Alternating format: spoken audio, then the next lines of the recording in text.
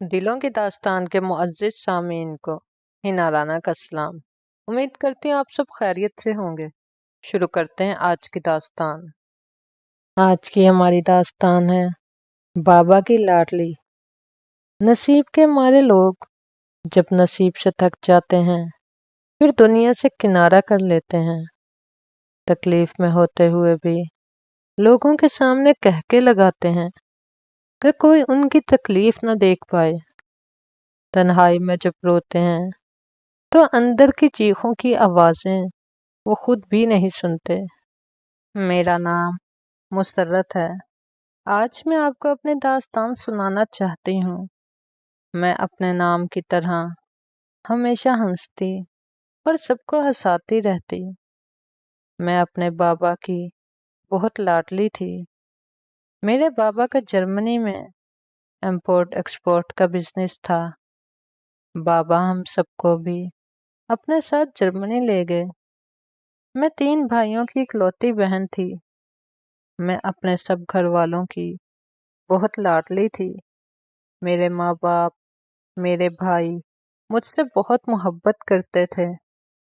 میں کچھ بھی کہتی یا کوئی بھی خواہش کرتی تو میرے منہ سے نکلا ہر لفظ حکم مانا جاتا اور فوراً میری خواہش کو پورا کیا جاتا۔ میں نے جرمنی سے ہی اپنی تعلیم مکمل کی۔ میرے بابا کا بزنس دن بدن ترقی کر رہا تھا۔ پاکستان میں بھی ہماری کروڑوں کی جائیداد تھی۔ بینک اکاؤنٹس میں کروڑوں روپیہ تھا۔ میں ایک خوشحال زندگی گزار رہی تھی۔ اگر میں لاکھوں کی چیز بھی مانگتی تو بابا فوراً لا دیتے، اور اگر کبھی کوئی مہنگی چیز مجھ سے ٹوٹ یا خراب ہو جاتی تو بابا کچھ نہ کہتے، فوراً نئی چیز لا دیتے۔ مہنگے ترین کپڑے پہننا، مہنگی ترین گاڑیوں میں گھومنا میری زندگی کا معمول تھا۔ میرا حلقہ احباب بھی کافی امیر تھا۔ میری ساری دوستوں کا تعلق امیر خاندان سے تھا۔ بابا اکثر پاکستان جاتے رہتے، لیکن مجھے پاکستان سے الجھن ہوتی تھی۔ میں جب پاکستان جاتی تو میں بیمار ہو جاتی، اس لیے بابا مجھے پاکستان نہیں لاتے تھے، کیونکہ بابا میرا بیمار ہونا برداشت نہیں کر پاتے تھے۔ مجھے پاکستان کا ماحول بہت عجیب لگتا تھا، اس لیے میں خود بھی پاکستان نہیں جانا چاہتی تھی۔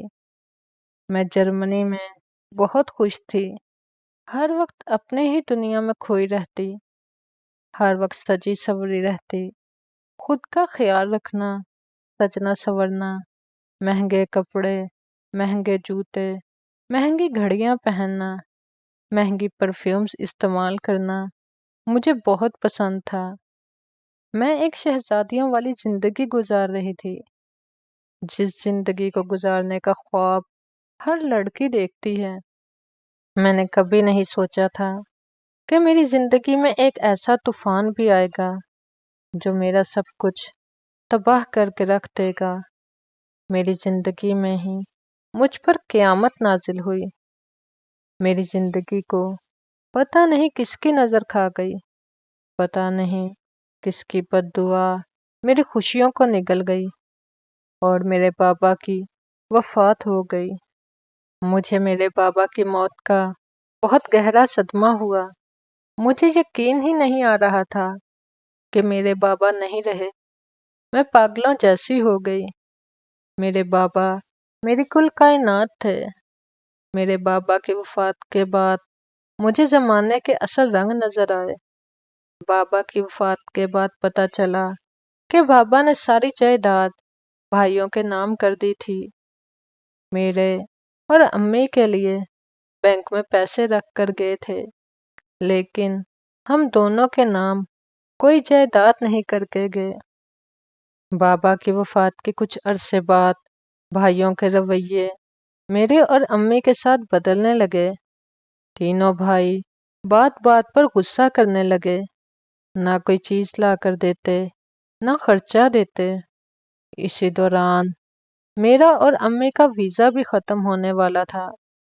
جب بھائیوں سے کہا تو انہوں نے ویزا رینیو کروا کر دینے کی جگہ کہا کہ آپ دونوں پاکستان چلے جاؤ، ہمارے پاس اتنے پیسے نہیں کہ ویزا رینیو کروا دیں، کاروبار بھی صحیح نہیں چل رہا۔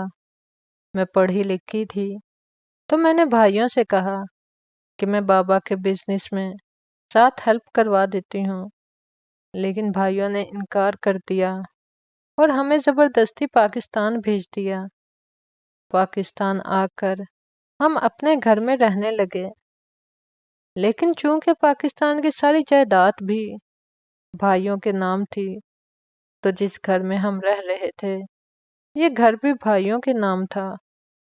بھائیوں نے رہنے کے لیے یہ گھر تو دیا، لیکن ہم سے کچھ دنوں بعد رابطہ ختم کر دیا۔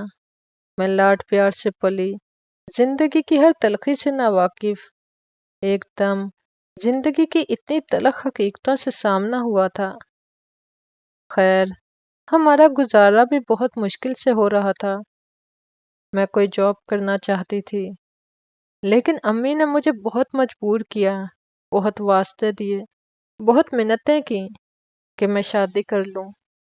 میں جرمنی کی رہنے والی ایک پڑھی لکھی لڑکی جس نے شہزادیوں جیسی زندگی گزاری تھی، میری شادی میرے ایک کزن سے کروا دی گئی جو بالکل ان پڑھ تھا، جو بیوی کو اپنی عزت نہیں بلکہ پاؤں کی جوتی سمجھتا تھا، اور اس نے یہ سب اپنے عمل سے ظاہر بھی کیا۔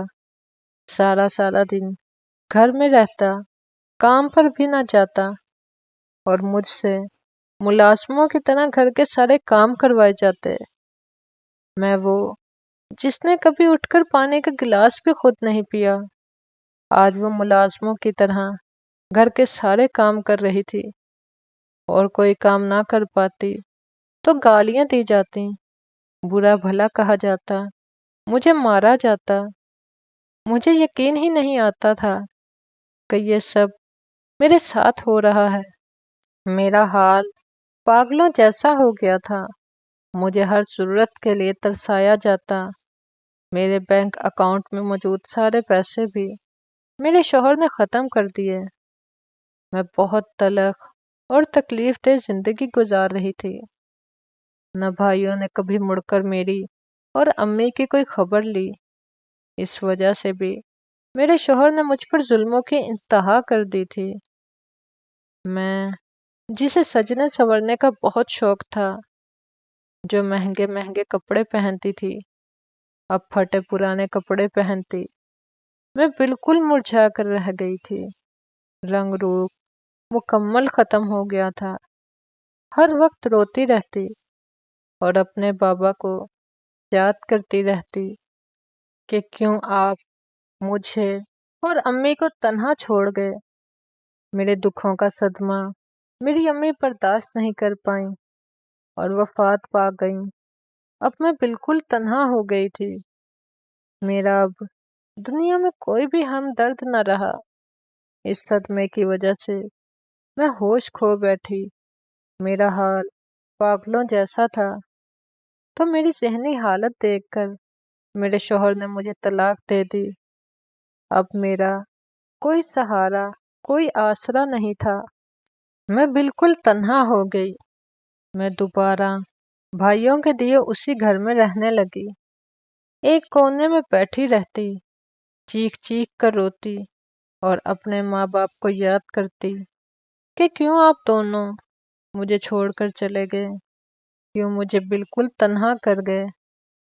اپنے لاڈلی کا حال دیکھیں، حالات اور زمانے نے کیا حال کر دیا ہے میرا۔ میں زندگی سے تھک گئی تھی اور خودکشی کر کے حرام موت نہیں مرنا چاہتی تھی۔ میرے بھائیوں سے بھی میں نے رابطے کی کوشش کی، لیکن انہوں نے مجھ سے کوئی رابطہ نہ کیا۔ میرے پاس کھانے تک کے پیسے نہیں تھے، زندگی گزارنا بہت مشکل ہو گیا تھا۔ میں پاکستان میں بابا کے ایک دوست کو جانتی تھی، کیونکہ جب ہم پاکستان آتے تھے بابا ہمیں لازمی اپنے دوست کے گھر ملوانے لے کر جاتے۔ میں بابا کے ان دوست سے ملی، انہیں اپنی زندگی کے سب حالات کے بارے میں بتایا تو انکل نے میری بہت مدد کی، مجھے اپنے گھر میں رکھا۔ انکل اور ان کے گھر والے میرے ساتھ بہت پیار محبت سے پیش آتے۔ میں ہر وقت گھر میں چپ چاپ بیٹھی رہتی تو ایک دن انکل نے کہا، بیٹا جو ہوا سب بھول جاؤ، کب تک ایسے ہی گھٹ گھٹ کر زندگی گزارو گی؟ گھر سے باہر گھومنے پھرنے جایا کرو، چاہو تو کوئی جاب کر لو۔ میں پڑھی لکھی تھی، اس لیے میں کالج میں ٹیچنگ کرنے لگی، سیلری بھی اچھی مل رہی تھی، لیکن میں ابھی بھی بہت خاموش رہتی تھی۔ پھر میری ملاقات نعمان سے ہوئی، جو کالج میں نیو ٹیچر لگے تھے۔ نعمان ایک بہت اچھے اور با اخلاق انسان تھے، سب کے ساتھ بہت عزت اور خلوص سے بات کرتے۔ وہ اتنے میٹھے اور محبت بھرے لہجے سے بات کرتے کہ ان کے اخلاق سے روح کو سکون ملتا۔ ایسے ہی وقت گزرتا گیا۔ پھر جب نعمان کو میری زندگی کے بارے میں سب پتہ چلا تو انہوں نے مجھ سے شادی کی خواہش ظاہر کر دی۔ میں نے نعمان کو کوئی جواب نہ دیا اور وہاں سے چلی گئی۔ پھر نعمان کے گھر والے انکل کے پاس میرا رشتہ لے کر آئے۔ انکل نے مجھ سے میری مرضی پوچھی تو میں نے یہ کہہ کر انکار کر دیا کہ مجھے اب کسی مرد پر یقین نہیں۔ تو انکل نے مجھے بہت سمجھایا تو میں نے ہاں کر دی اور نعمان سے میرا نکاح ہو گیا۔ نعمان کے ساتھ زندگی گزار کر میں نے جانا کہ سب مرد ایک جیسے نہیں ہوتے، سب اپنی بیوی کو پاؤں کی جوتی نہیں سمجھتے۔ نعمان نے مجھے بہت پیار، بہت عزت دی، مجھے اپنے سر کا تاج بنایا، میرے سارے دکھ تکلیف ختم کر دیے۔ اللہ نے ہمیں 2 بیٹوں کی نعمت سے بھی نوازا۔ میں جتنا نعمان کا شکریہ ادا کروں کم ہے۔ اس نے مجھے زندگی کے اندھیروں سے نکالا، میرا ہاتھ مشکل وقت میں تھاما، میری زندگی کو جنت بنا دیا۔ میں نعمان کے ساتھ بہت خوش ہوں اور جو احسان اس نے مجھ پر کیا ہے، میں جتنا بھی زندگی میں اس کے لیے کروں، اس کا یہ احسان کبھی نہیں اتار پاؤں گی۔ امید کرتی ہوں آپ کو آج کی داستان پسند آئی ہوگی۔ مزید ایسے ہی داستان سننے کے لیے میرے چینل کو لائک، سبسکرائب اور شیئر کرنا مت بھولیے گا، اور بیل آئیکن کو لازمی دبائیے گا تاکہ آپ کو آنے والی تمام ویڈیوز کی نوٹیفیکیشن بآسانی مل سکے۔